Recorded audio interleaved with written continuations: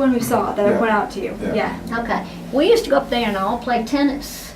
It was just a dirt clay court. Mhm. But anyway, I play tennis to this day. And so, anyway, that was wonderful, wonderful thing. Mary Lou was an only child, and she lived. You could walk back to her house. That was sort of the back Mhm. part of their property, but it faced Palmville, and she lived on the next street over. Okay. And You said Mary Lou. That's smart. Mary Lou Cooper. Cooper is the family name. Okay. Tesmore is the married name. Okay. Okay. And I think her son is still living there. And somebody said they saw her in town not long ago, because I asked Okay. after her. So, very, very nice woman. Always very involved in things. And she come to town at the theater, loved the theater. Really quite a fine lady. And her mother used to take us to church because we were going to have to get not just christened, but become a member supposedly. Right. And you had to learn certain things. You know. Where'd you attend church? Well, now we were christened at St. Andrew's down here, Okay. Okay. and the bishop was down here, and then had a big party afterwards. I guess to let people know they'd finally done it. And then we went to Germantown, which I guess would have been St. George's or an early thing of St. George's, because that's Episcopal. Okay. Okay. And but it was in Germantown. That lasted for a while, but it didn't take. The only thing that really impressed the hell out of me was in the 4th grade, Miss Ladding was the teacher, and she had those Bible stories. You read to children, Yeah. the Blue Book Mhm. Bible Yeah, stories or whatever Yes, they are. Yeah. I didn't know anything about them. And after lunch, or after research, or whenever, she would every day read a Bible story. I was riveted. I was just blown away. When she got through that book, I was so disappointed you cannot believe it. I never heard anything as fabulous as that. That is awesome. Yeah. It's probably better to find something like that you're old enough to really appreciate Right. than have it Yeah. dumped on you every Sunday. Than Yeah. No, I agree. Yeah. So, Do you remember your address in Collierville, like where you lived? Poplar Park, Papa Pike. Collierville, Yeah. Tennessee. There you go. Okay. That was it. People knew who people were. Yeah. Everybody knew everybody, I bet. Yeah. But they had crank phones out here. I remember my nurse, Miss Mack, we were late bloomers because she was there for 30-something years. Wow. Took a long time to raise us Yeah. up. But she was. My father said that she was born into an orphanage. Okay. And that as long as he had a job, she had a place there. Okay. So she spent the rest of her life there. Okay. And as did Earlene until my father was dead, and my mother about 2 years later sold the place, moved into Memphis. And Earlene went to live with one of her grandchildren. So actually, I mean, she did spend a great deal of her life there. I remember when she came out for an interview, and I didn't remember her really at that point, but there was a car out there and had some kids in it. And I'm standing on my toes trying to see over the door through the window at the children. So. Do you, because I remember reading, I came across these 3 things called blackout drills. Do you? Blackout. Drills? Oh, well, I don't remember them, certainly not. But yes, all of America, England, that was in case they came to bomb. Right. And they would, you were supposed to be ready to cover your windows and, you know, not show the enemy Right. where you're located. And Collierville practiced that? I guess they did, I wasn't here. I didn't know. But so- it so- would be certain sort of things of if, you know, America was harm. So I don't know whether they did or not. I know that was one of the primary things that you learned wherever you were when the war was going on around you. Let's see, Cottonville, down here on the thing, and the gin across the street, the hotel, and then all the black people. It was a town divided. You know, it was the story of living on the other side of the tracks. Mhm. See, that's where the black people lived on the other side of the tracks. Right. That doesn't mean somebody else wasn't over there too, but you know, they'd been there longer or whatever, but because it really didn't make that much difference, but there was a coagulant of people of the same color. And then on the other side, you get the houses, as you notice, a bit nicer houses, and that was where the white people lived, on the side that the town was. And Earlene lived on our place, had a house out back. And that's the woman who worked. For me, for us. Yeah. Uh-huh. My father used to say she was the most important, one of the most important women in his life. She gave him breakfast and lunch. That is funny.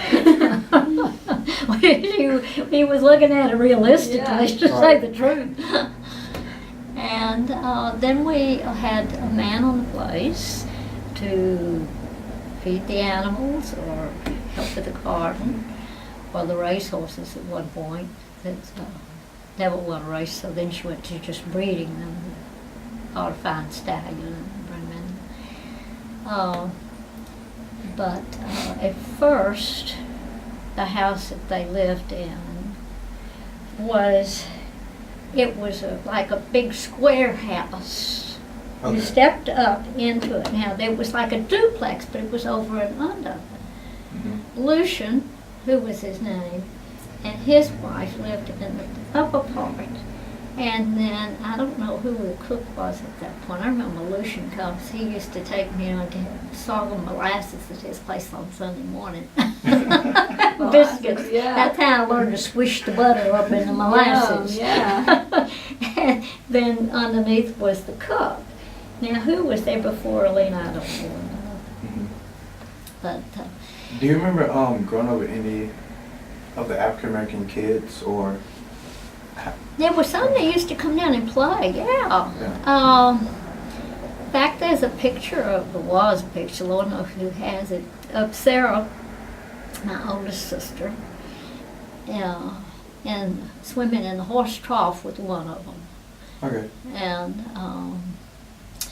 but in Nashville, certainly, yeah, there was. And do you know if any of the blacks like contributed to the war, like their contributions to the I war? would have no idea. You wouldn't? Usually it was their labor, whatever it Right. was, it was their labor. But a lot of the able, good men, because there weren't women in the war, they were in the war. Remember, it was hard for my mother to find somebody, good help, as they would say. And one of them was a couple named Lawrence and Tressie. And they would have fights. And anyway, they had this horrible fight, and Mommy sent us upstairs, and she took a shotgun, and she went out. Tressie had run up from their house to this house yelling and screaming, and she took a shotgun out and backed off Wilbur and brought Tressie in the house and set her down in my father's chair in the study. And he wanted to come in after her. And she sat there, cross-legged on the floor so she could see both entrances, until the police got there Right. to protect Tressie. And I can remember seeing this, he apparently stabbed her. And that was common. They didn't always shoot people, they didn't have guns, Right. but stabbing was the thing. And I remember that, and then after that, now that's just sort of a, I know it. Then Wilbur, I was crazy about Wilbur. He was funny. Anyway, he'd do tricks with, like, grab the broom handle, he could jump it backwards and forwards. You know, he's just That's funny, fascinating. yeah. But he had such a sense of humor. He was just a good, delightful man. But he had the tendency to drink. And they were not supposed to drive the cars, and my parents were out of town, and Wilbur did, and he wrecked it, and he said it was really his fault, because she said for him to go get something, and anyway. So there got to be a fight between Wilbur. I don't know if it was a true fight, because he came after her with a knife, and she came up to the house. I remember she came into the, and I done what my mother had done, just mimicking her. I brought her into the house, and and Wilbur said he was going to come in and get her. And I said, just like my mother, and I knew he'd never hurt me. I knew that. So I stood up to him and I said, no, Wilbur, you can't come in here. You can't come in here. I'm not going to let you in. About that time, my mother's car drove up the driveway, and because they were back in town when my mother didn't know that the car had been wrecked. And she took over from that, and they were going to take, Earlene needed to go down and get stitched up, and Wilbur needed to go to the jailhouse. Yeah. And they couldn't put them in the same car, but God, Wilbur was still angry about it. That would not have been good. That would not have been good. And wasn't there a police station in Collierville for other police? It was right. It was. Yeah, there was one like right right up here. the street up here. Okay. Now, when it was established or not, I was a good child. I didn't know Right. about things Yeah. like that. Mhm. I remember later on there was on the highway, Papa, a little store, and it was sort of like what you go into at a filling station and buy things. And Earlene's grandchildren, there were a couple of them that were not quite right in the head. I mean, they weren't right in this normal sense. I don't know what was wrong with one of them. But anyway, he had some money, and he went up there, and he shortchanged him. Now, I was mad about that. I was really mad about that. And I went up there. I'm young. I just think I'm mighty. I'm too young to know the difference. Yeah. I found out what a little weak white girl can do. And I went up there, and I think I probably tried to do it in an authoritative way, because I was not bright and I was young, and I was trying to compensate for my own inadequacies. And was this a black store? Like, There were the white people okay. in the store Okay. with doing that. And I don't want to use any names. I can't prove anything, and who knows? Maybe I had it wrong, because he told me I had it wrong, but he had given me this, or he had that. Or he told him he couldn't have it. I forgot what the store was. I had no second line. I just had the first line. But I didn't like those people.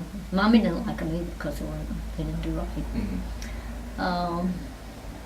But that was part of life. But the black people would come in on Saturdays, because that was the day that, they were off. Right. And on this street, this is the side of the street that they would be on. The street going this way was white. Now, I mean, it didn't mean they didn't walk up or go into the store, but pretty much that was, more of just a random sort of a thing. They all congregated, they got together, they visited, they'd come in from different locations, and they were all over there.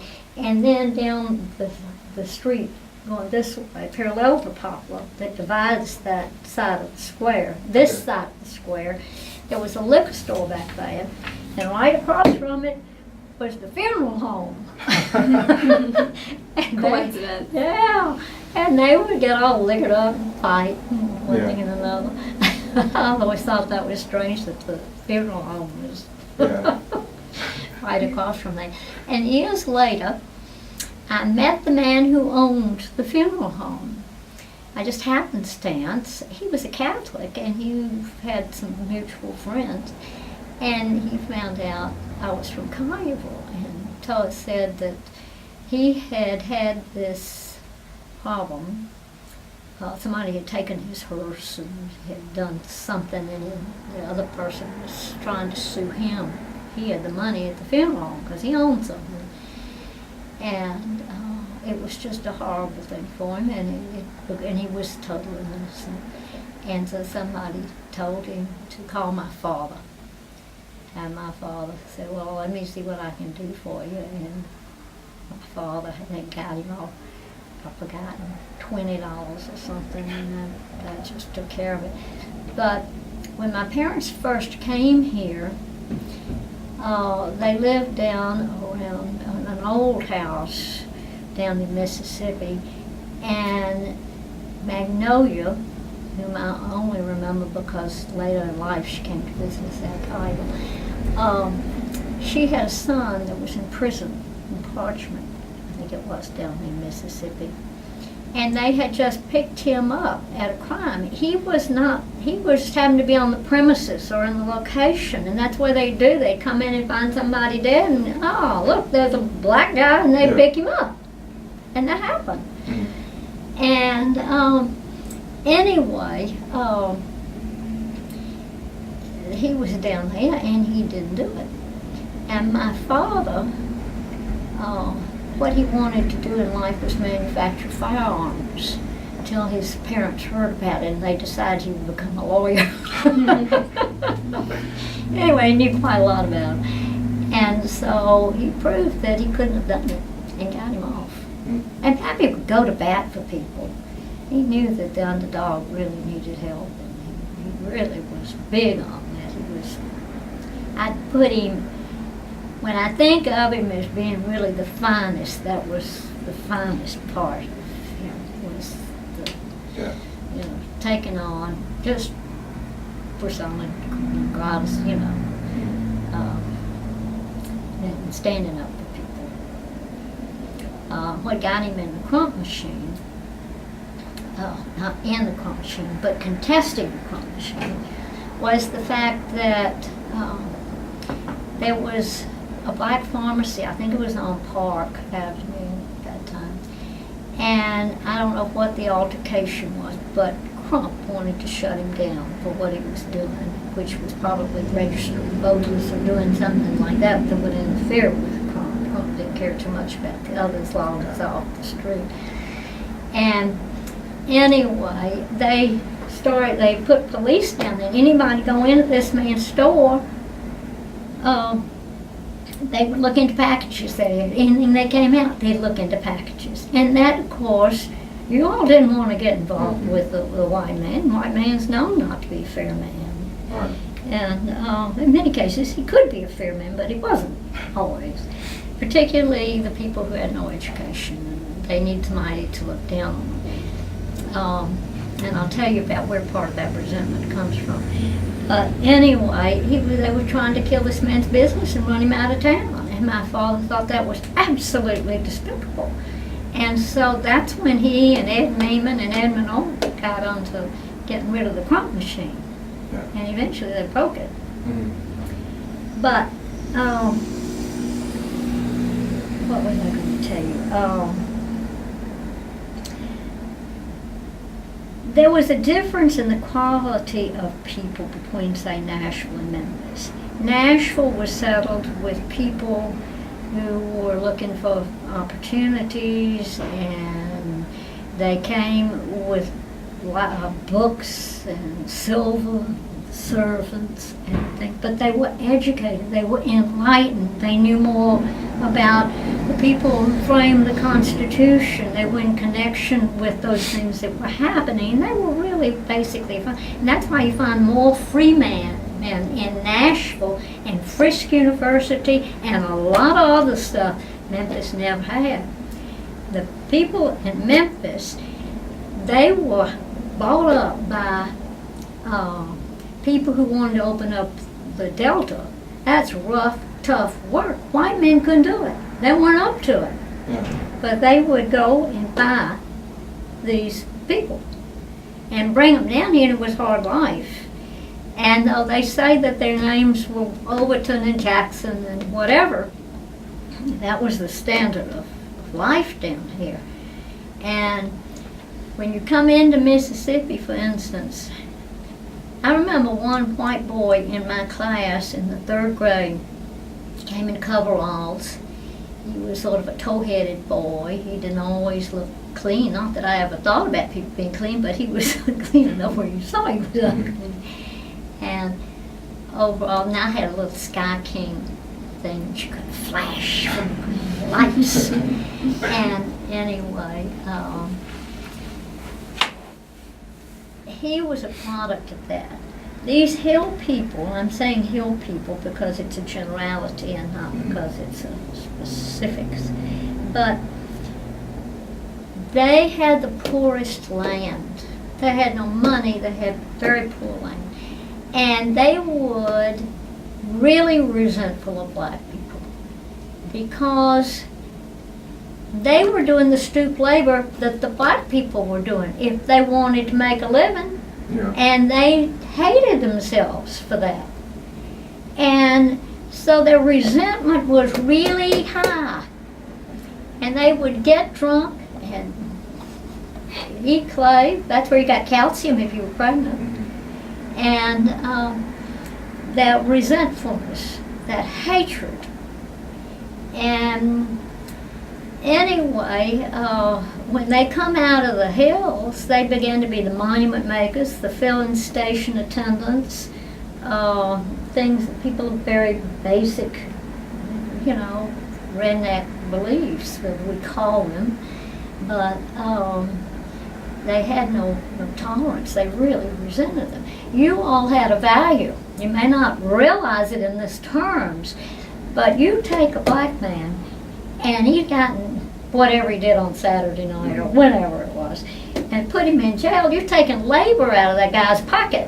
Yeah. Yeah. So he wants to get him back. Now the white sheriff is white. That was another sort of a avenue for hill people to come through.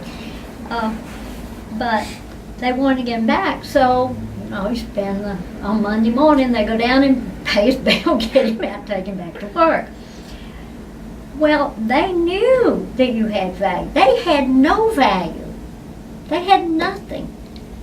And their families were just in disarray because people just went bad in them because they had so much resentfulness on them. And that's where you get all this really tough hardness. And there are others too that they hadn't enough mentality to bloom. I once met a guy, and I'll never forget this. And anyway, his father, he'd always been a drunkard.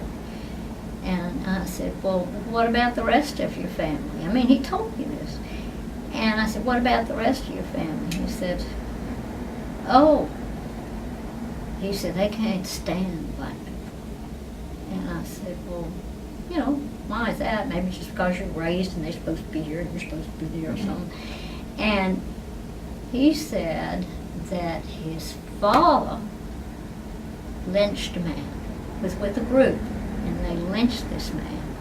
And his father apparently told the family or whatever, he made me do it. The black man made him do it, you said. And apparently that conscience kept him drunk and out of touch with himself. And I'm reading this in it, and just because it's in my mind doesn't mean it's so, just like you all know. Put it in your mind, it'll get you anywhere. Anyway, and that was why I said, did you ever think about the excuse he made for what he did? And that he couldn't admit to it otherwise? That it had to be the other man's fault. If he was sober, he might have found out it was his own. He said, I never thought about it like that. So, anyway, I never heard anything else like that. They usually,